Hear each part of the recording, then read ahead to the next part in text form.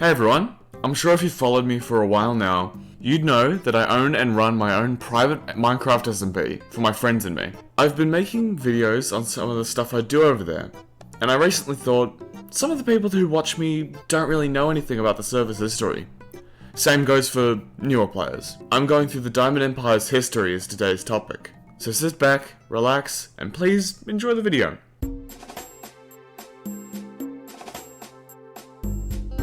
Around June 2018, I started a new single player world, mainly because my friends were also getting back into Minecraft.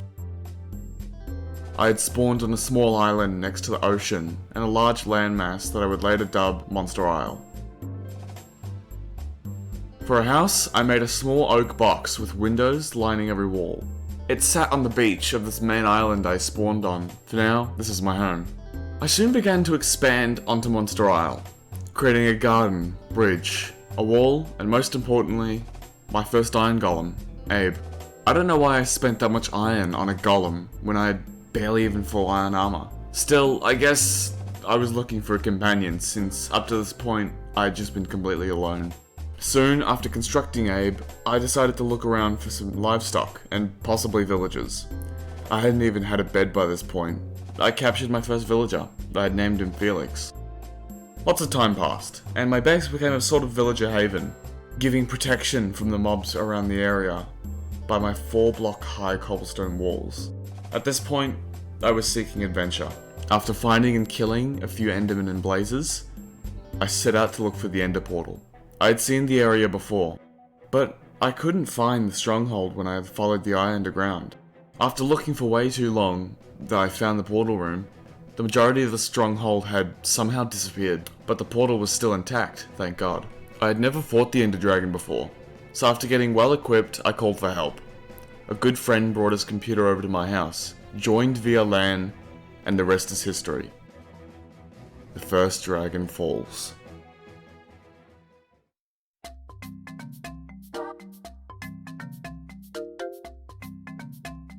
Eventually, I started hosting the server on a realm. This was the server's first instance of multiplayer access. A few people started playing, and we began to make a community. Sometime later, some disagreements arose, so we decided to put together our basic verbally agreed upon laws.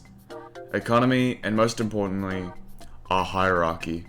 Citizens at the bottom, lords and overlords who control cities, and the emperor at the top. This system has proved to be functioning well so far.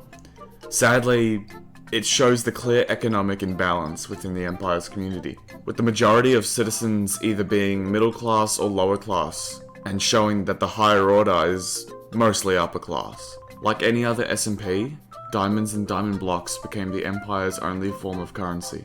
So you could say the people who played on the server more got richer and worked towards qualifying for the higher order. The first city was established, and now, at this point, we created a lobby for new players to spawn in. Eventually, the law book was written in physical form, detailing every law that all Empire residents have to follow. The majority of citizens would never break any laws, even if so, not often. They were really starting to respect my authority as the Emperor.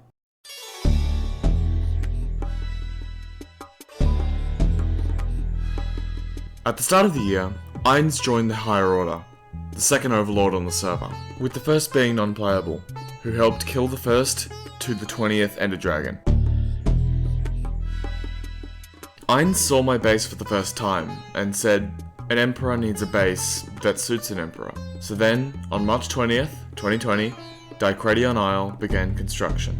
Meanwhile, non-playable and I were finishing up a project we've put off since we killed the Ender Dragon, an arena, replacing the End Island with the Obsidian Arena.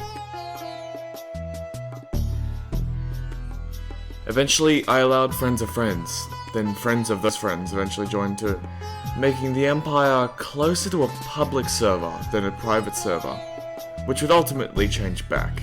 Nothing else happened this year that I can remember, but little did I know, next year would be way more eventful.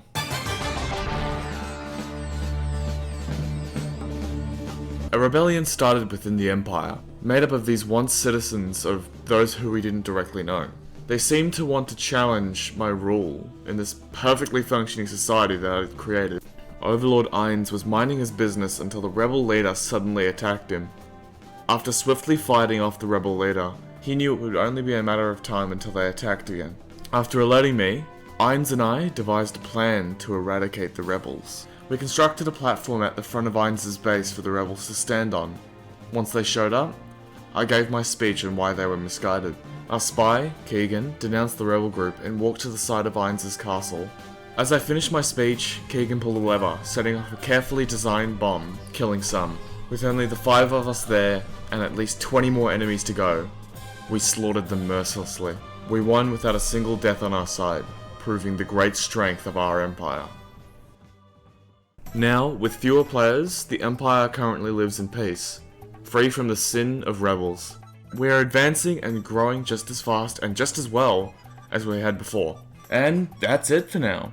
When anything new happens, I'll be sure to make a separate video about it, and at the end of every year I'm going to be releasing an updated timeline, just detailing all the new stuff that's happened altogether. If you're an Empire player and thought I might have missed something, talk about it in the comments. I'd really like to add it in the next video. Thanks for watching the whole video. Don't forget to subscribe, like the video, check out all my other socials like Twitch and Instagram. Thank you for watching, and have a good day on 9.